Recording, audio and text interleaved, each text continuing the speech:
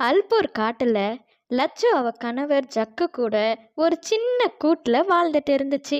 அவங்களுக்கு பெரிய வீடு கட்டணும்னு ஆசை.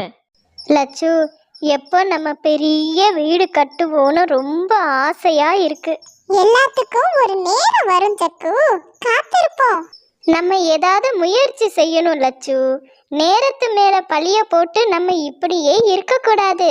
சரி, இப்போ என்ன செய்யலாம்னு சொல்றீங்க? நம்ம ஒரு ஹோட்டல் சின்னதா ஆரம்பிக்கலாம். இப்போதைக்கு வீடு வாங்க சேர்த்து வச்சிருக்க காசுல கொஞ்சத்தை எடுத்து ஹோட்டல் ஆரம்பிக்க உபயோகப்படுத்தலாம். அப்புறம் லாபம் வர வர வீடு கட்டுறதுக்கு காசை சேர்த்துருவோம். நீங்க சொல்றது சரிதான். ஆனா நம்ம கொஞ்சம் வித்தியாசமா செய்யணும். எல்லா ஐட்டமும் வேண்டாம். ஆம்லெட் ஸ்டோர்னு வைக்கலாம். அப்புறம் நல்ல பெரிய ஹோட்டலா ஆரம்பிச்சுக்கலாம்.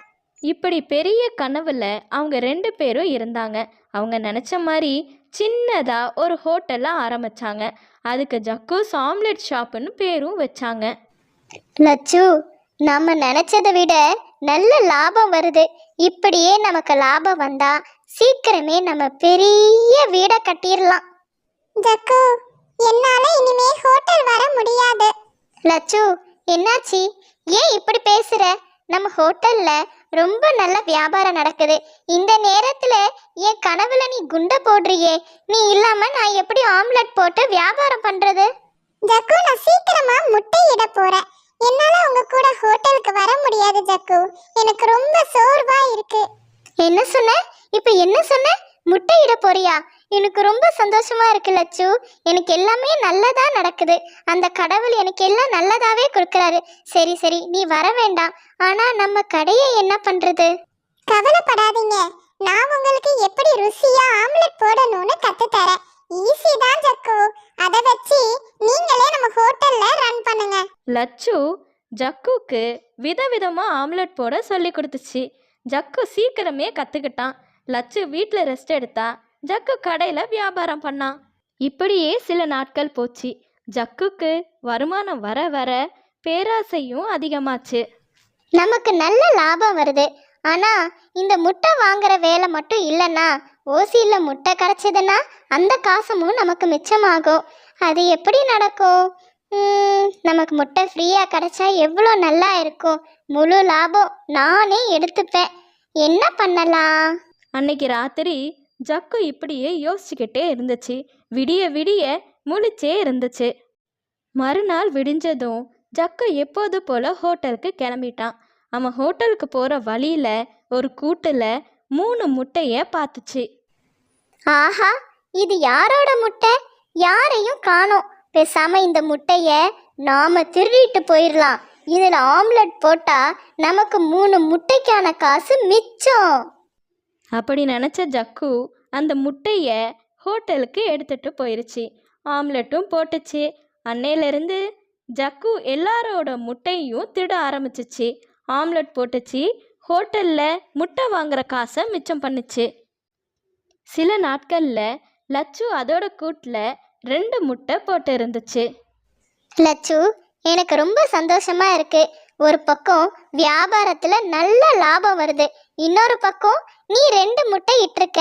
நமக்கு 2 குழந்தைங்க வரப்போகுது. ஆனா ஜக்கு, எனக்கு ரொம்ப பயமா இருக்கு. ரொம்ப பதட்டமாவும் கவலையாவும் இருக்கு.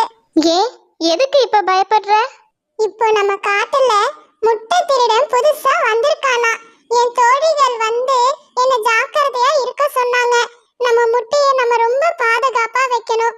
ஒருவேளை நான் அசந்து தூங்கிட்டேனா நம்ம முட்டைய அந்த முட்டை திருடன் எடுத்துட்டு போயிடுவானோன்னு பயமா இருக்கு. அதெல்லாம் ஒன்னும் கவலைப்படாத. நம்ம முட்டைய நானே திருடுவேனா? என்னது, நீங்க திருடுவீங்களா? அட ஆமா லட்சு, நான் தான் எல்லாரோட முட்டையையும் திருடுறேன். திருடி நம்ம கடையில ஆம்லெட் போட உபயோகப்படுத்திட்டு இருக்கேன்.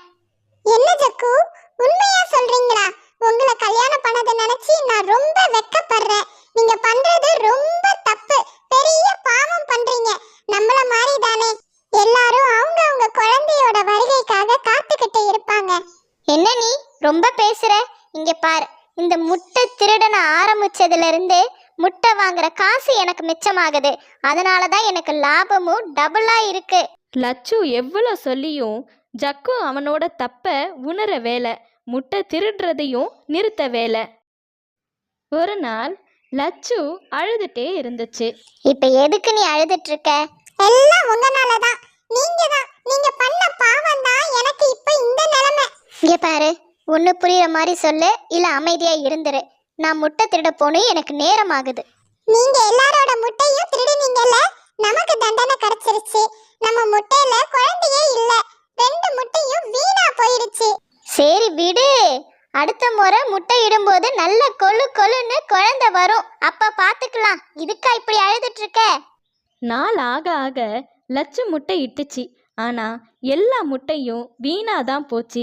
ஜக்குக்கு மனசுல பயம் வர ஆரம்பிச்சிச்சு. நான் சொன்னேன்ல, நீங்க பண்ற பாவம் தான். தயவு செஞ்சு இந்த முட்டையை திருடுறத நிறுத்துங்க. நல்லா கேட்டுக்கோங்க.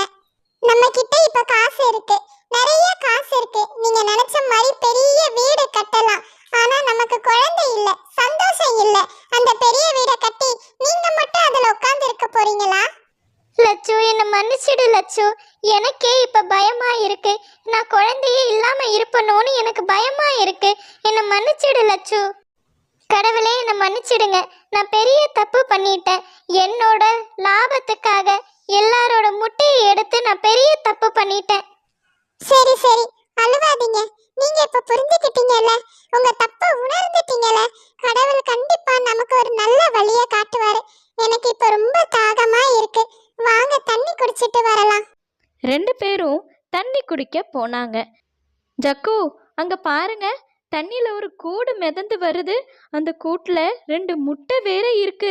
தண்ணி அடிச்சிட்டு போகுது. அவங்க அந்த முட்டையை காப்பாத்தி அவங்க வீட்டில் வச்சாங்க. மறுநாள் அந்த முட்டையில இருந்து அழகான பெண் குழந்தை வந்துச்சு.